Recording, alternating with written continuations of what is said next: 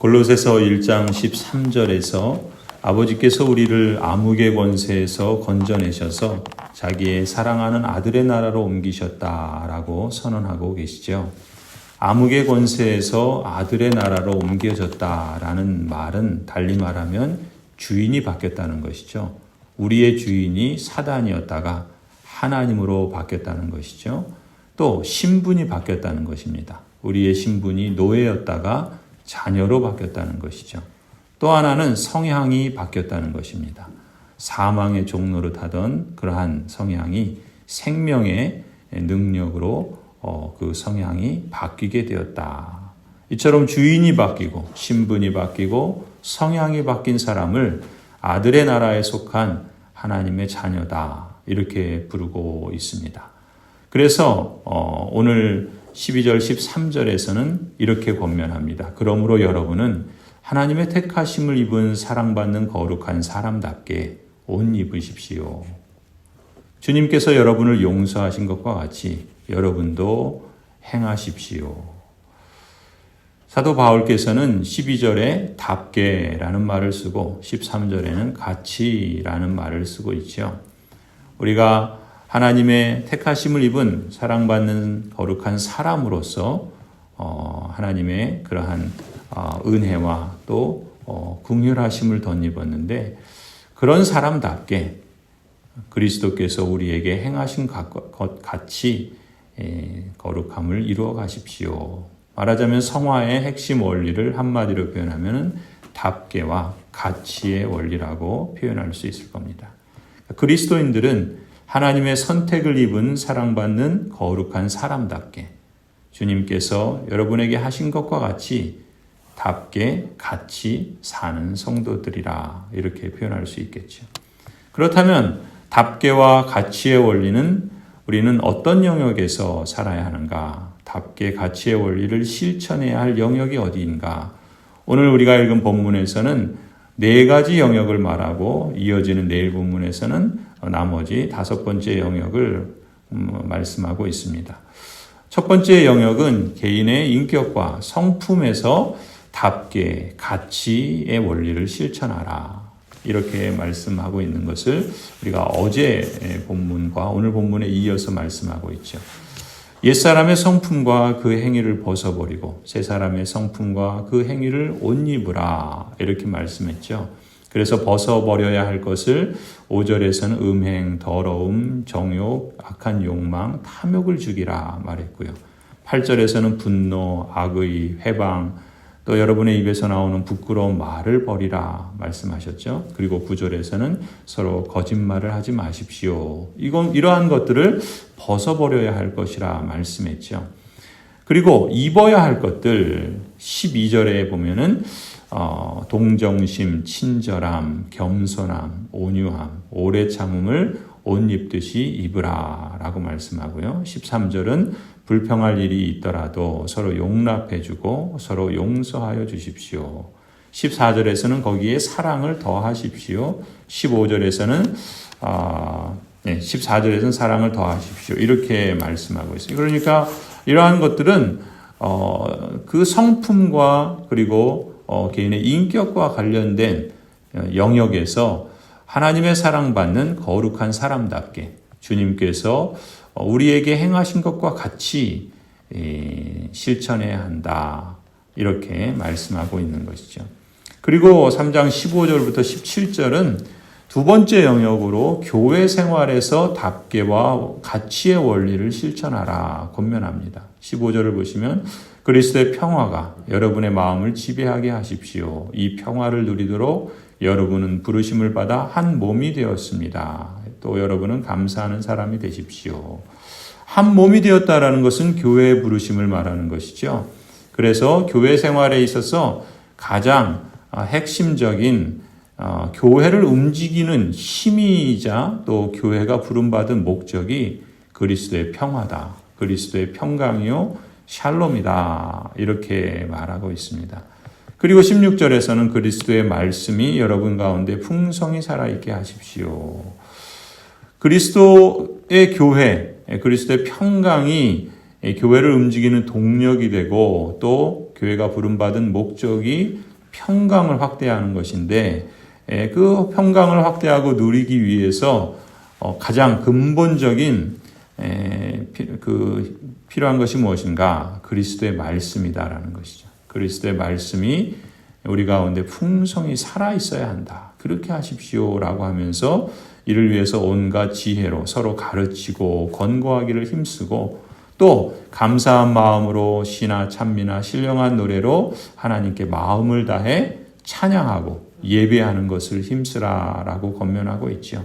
그리고 또 서로에게 말이든 행동이든 무엇을 하든지 성도들 간에 모든 것을 주 예수의 이름으로 하고 또 주 예수 그리스도에게서 힘을 얻어서 하는 것 같이 하고 또 하나님 아버지께 감사를 드리는 감사로 하나님을 예배하고 또 서로를 권면하고 또 가르치고 또 세워가는 그런 교회 생활을 말씀하고 있습니다. 이것이 바로 하나님의 택하심을 받은 거룩하고 사랑받는 사람답게 그리스도께서 우리에게 행하신 것 같이 우리도 옷 입고 또 실천해야 될 교회 생활의 모습이다라는 것을 두 번째로 권면하고 있죠.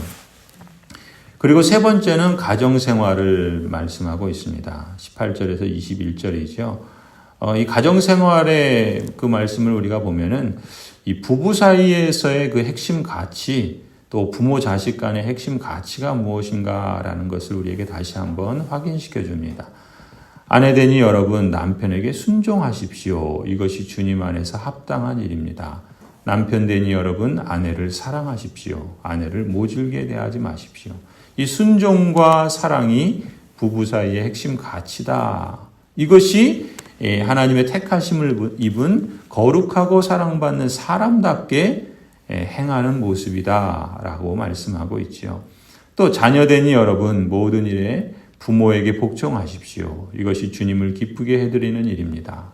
어버이되니 여러분 여러분들의 자녀들을 격분하게 하지 마십시오. 그들의 의기를 꺾지 말아야 합니다.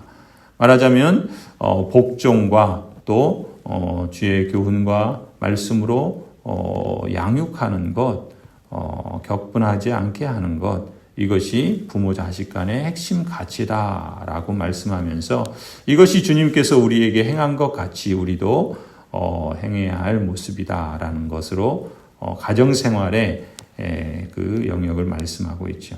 그리고 오늘 본문에서는 네 번째로 일터와 직장생활 역시도 이러한 영역이다라고 말하면서 여기서 보시면 22절부터 4장 1절까지는 일터에서의 핵심 가치 한마디로 이렇게 말합니다. 무슨 일을 하든지 마음을 다하여 주님께 하듯 하고 사람에게 하듯 하지 말라.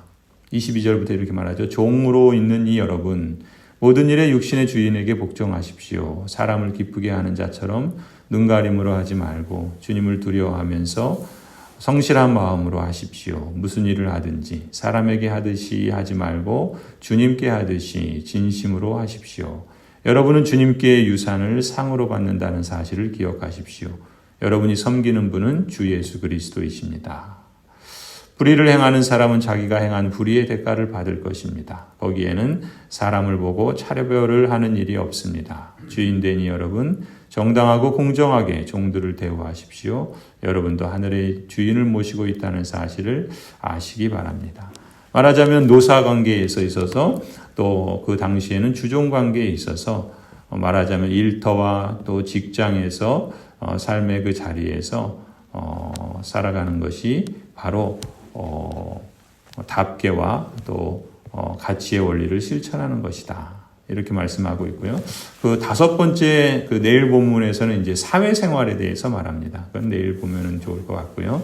이처럼 지금 답계와 가치의 원리로서 하나님께서 우리를 부르시고 또 택하시고 또 우리에게 행하시는 그 모습들을 우리가 살아가는 모습을 이렇게 여러 영역에서 말씀하고 있는데 우리가 이 말씀들을 통해서 주목할 점은 이러한 그 하나님과 관계된 삶, 그게 이제 영성이죠. 영성이라는 말은 하나님과 관계된 삶이라는 거예요.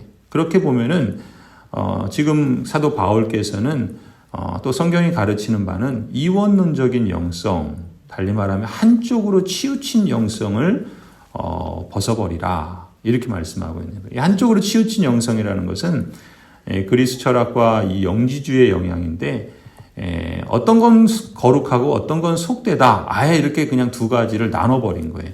또 어떤 건 영적이고 어떤 것은 육적이다. 아예 그냥 나눠버린 겁니다. 가령 시간을 이원론적인 그런 생각으로 성과 속으로 나눠버리고 영육으로 나눠버리면 시간은 주일은 거룩한데 평일은 그렇지 않은 거예요. 장소를 나눠버리면 예배당은 거룩한데 시장이나 일터나 가정은 그렇지 않은 거예요.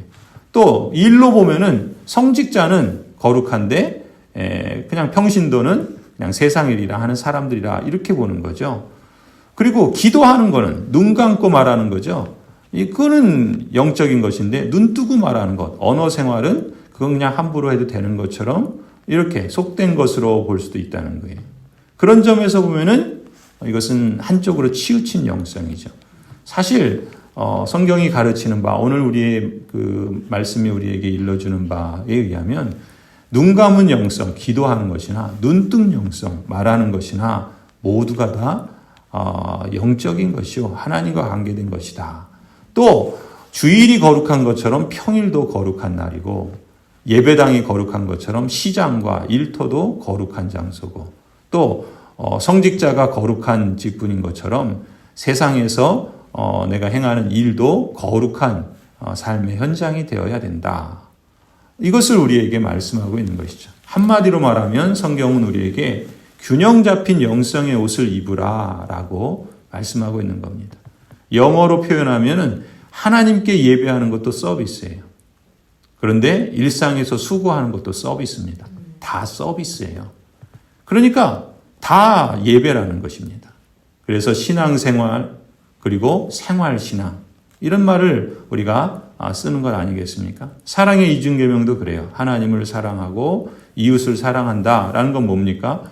모든 삶의 영역에서 또 그것이 종교적인 영역이든 또 일상적인 영역이든 그런 삶의 자리에서 영성을 추구하는 것이죠. 그리스도인이 날마다 살아가는 일상생활의 모든 측면, 일이든 공부든 여가든 결혼생활이든 이성관계든 성적인 생활이든 이웃관계든 소비생활이든 다 하나님과의 관계 속에서 생각하고 조망하고 성령의 지도로 삶의 전 영역을 하나님을 중심으로 살아가는 것, 이것이 성경이 가르치는 균형 잡힌 영성이요. 또 그것이 신앙생활이 생활신앙이어야 하고 또 그것이 하나님 사랑이요 이웃사랑의 사랑의 이중계명이다. 이것이 바로 답계와 가치의 그런 원리를 따라서 사는 삶이다라는 것을 우리에게 일러주죠.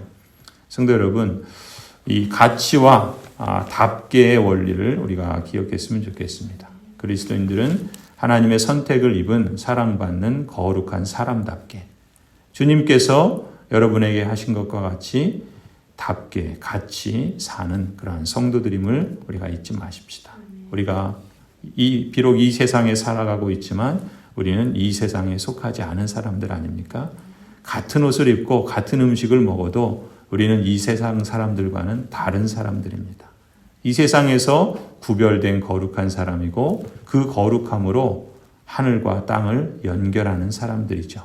이 점에서 그리스도인들은 이 세상에서 필연적으로 낯선 삶을 사는 사람들일 수밖에 없습니다.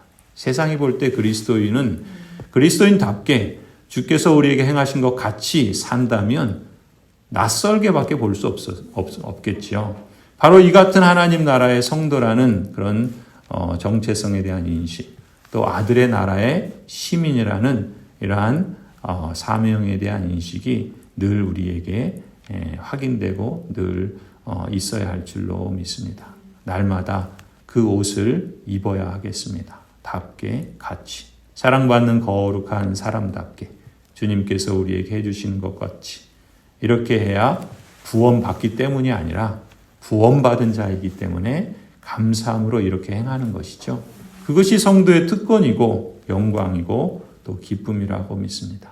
하나님의 선택을 받은 사랑받는 거룩한 사람답게 주님께서 여러분에게 하신 것과 같이 날마다 균형 잡힌 영성의 옷을 입고 하루 또 하루 성장하고 누리는 그러한 삶이 되기를 주님의 이름으로 간절히 축원합니다.